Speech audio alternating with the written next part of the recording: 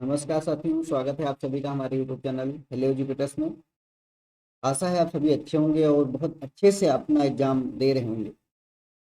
आप सभी को पता है कि इस चैनल के माध्यम से आरसीआई से रिलेटेड जितनी भी सूचनाएं हैं वो सभी आप तक पहुंचाई जाती हैं।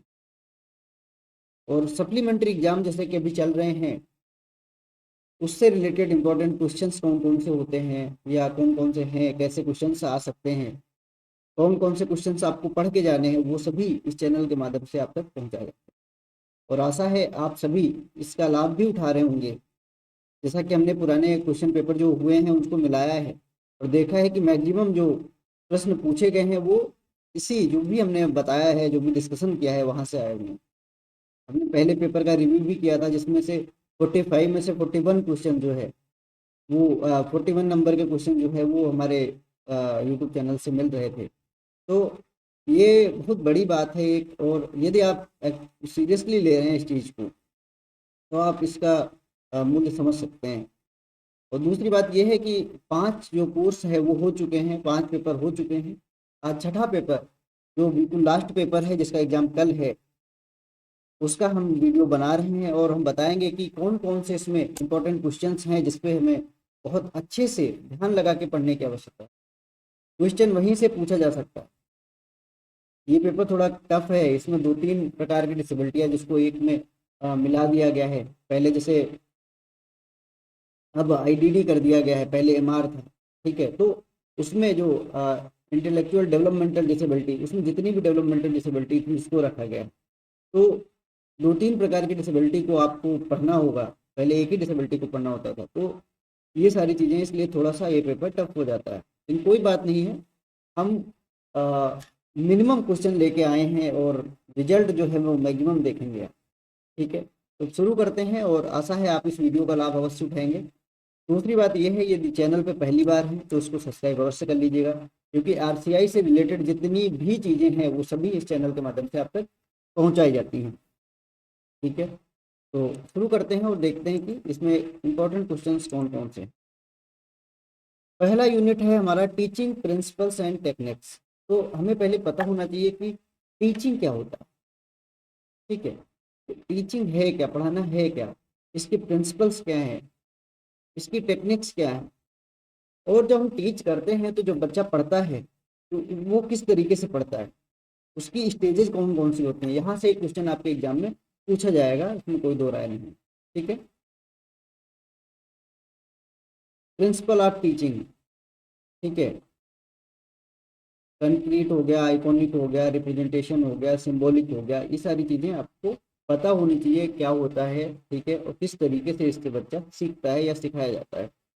फिर टीचिंग मेथड्स, किसके अकॉर्डिंग, सॉरी, टीचिंग मेथड कैसे, मल्टी सेंसरी हो गया, प्ले वे मेथड हो गया, मॉन्टेसरी हो गया, प्रोजेक्ट मेथड हो गया। तो ये सारी चीज़ें आपको पता होनी चाहिए कि प्ले वे मेथड क्या होता है। ठीक है, बच्चों को खेल खेल के माध्यम से हम कैसे पढ़ा सकते हैं। हमारे यहाँ मोंटेसरी ने क्या बताया कि मोंटेसरी मेथड कैसे, प्रोजेक्ट मेथड मेथड क्या होता है, किस तरीके से एक प्रोजेक्ट के माध्यम से आप बच्चे को टीच कर सकते हैं। तो वो सारी चीज़ें आपको पता होनी चाहिए। यहाँ से एक क्वेश्चन आपको पूछा जाएगा, भले वो शॉर्ट फॉर्म में आए कि प्लेवे मेथड पे आप डिस्कशन करिए या प्रोजेक्ट मेथड क्या होता है या मोंटेसरी क्या होता है, वो सारी चीज़ें। ठीक है, अच्छा, जो चौथा पॉइंट लिखा हुआ है, importance of ICT for teaching. पहली बात तो ये है, आईसीटी का फुल फॉर्म आपसे पूछा जा सकता है। दूसरी बात, आईसीटी का इम्पोर्टेंस क्या है टीचिंग में, ये क्वेश्चन आपके एग्जाम में आएगा। आईसीटी से रिलेटेड एक क्वेश्चन आना ही आना है, इसमें कोई दो राय नहीं है। इसलिए आईसीटी को हल्के में मत लीजिएगा, इसको बहुत अच्छे से आपको पढ़ना है और वहाँ पे क्वेश्चन अटेंड करना है। ठीक है, तो ये हो गए हमारे पहले यूनिट के जो भी प्रश्न थे यहाँ पे। अब सेकेंड यूनिट पे हम देखेंगे कौन कौन से प्रश्न हैं, तो उस पर डिस्कशन।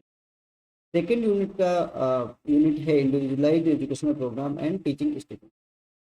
पहले तो आपको आईईपी का फुल फॉर्म और आईएफएसपी का फुल फॉर्म पता होना चाहिए, ये आपके शॉर्ट नोट में आ सकता है। ठीक है, कि आईईपी क्या होता है, इंडिविजुअलाइज्ड एजुकेशनल प्रोग्राम, जो एक ही बच्चे को लेके बनाया जाता है, उसकी जो करंट स्टेटस है उसको लेके बनाया जाता है कि आगे भविष्य में क्या क्या कर सकता है, उसमें किस तरीके से हम चेंज ला सकते हैं।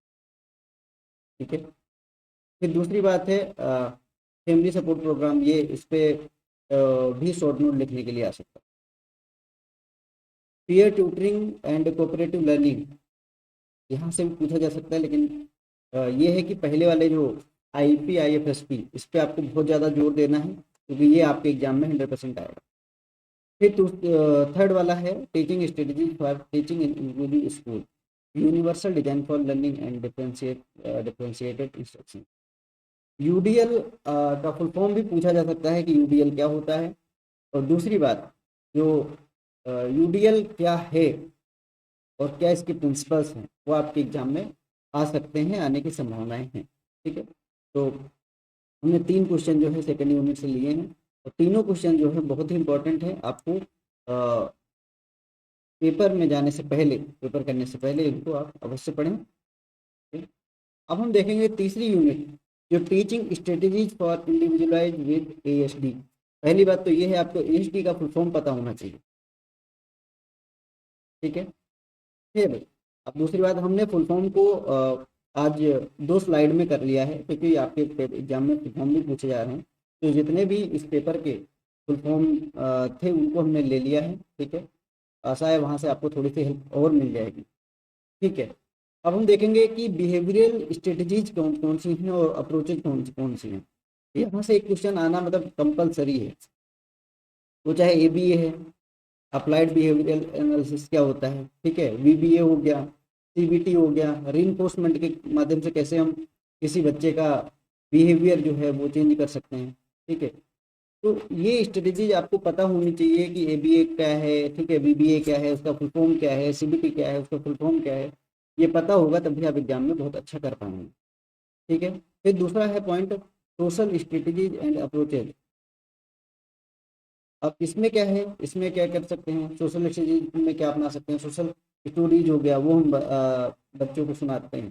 ठीक है, कॉमिक स्ट्रिप्स हो गया, वो पेयर मेडिटेटेड प्रोग्राम्स।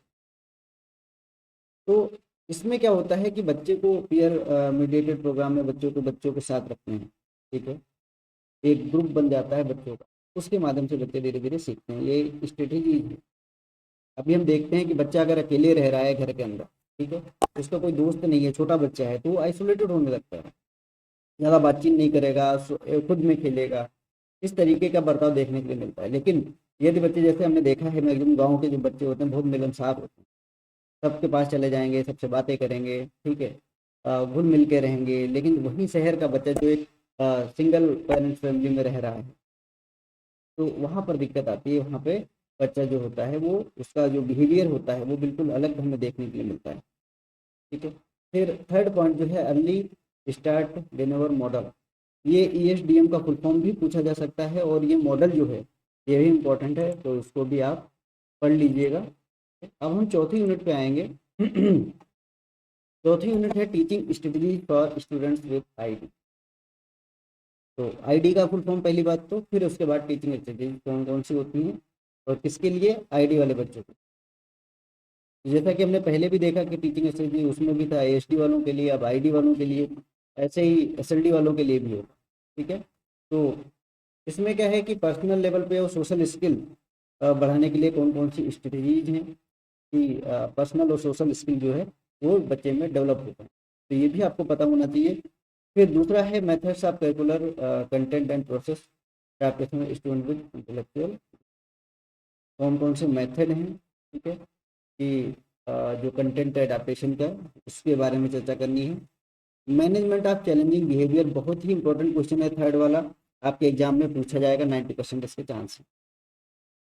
सीसीई क्या होता है, ठीक है, सीसीई क्या होता है, continuous and comprehensive education evaluation का।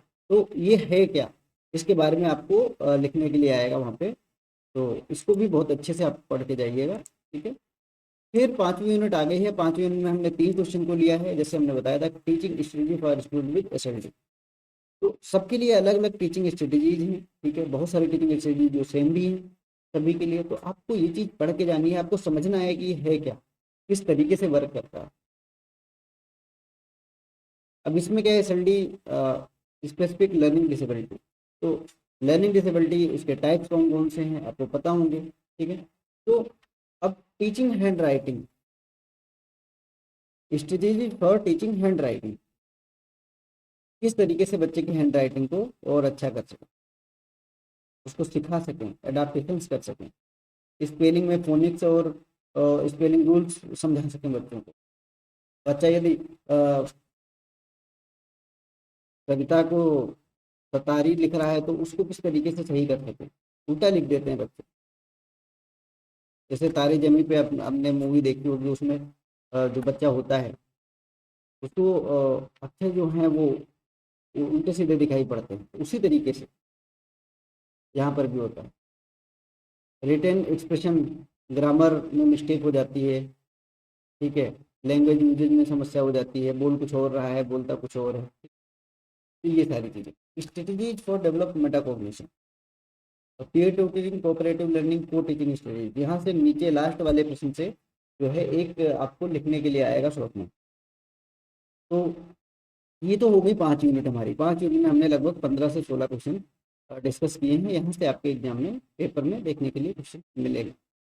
अच्छा, दूसरी बात, आज अच्छी बात यह है कि आपके लिए कुछ हमने फुल फॉर्म भी ले रखी है, तो अब फुल फॉर्म पे हम चर्चा करेंगे और ये फुल फॉर्म आपको रट के जानी है एग्जाम में, ठीक है।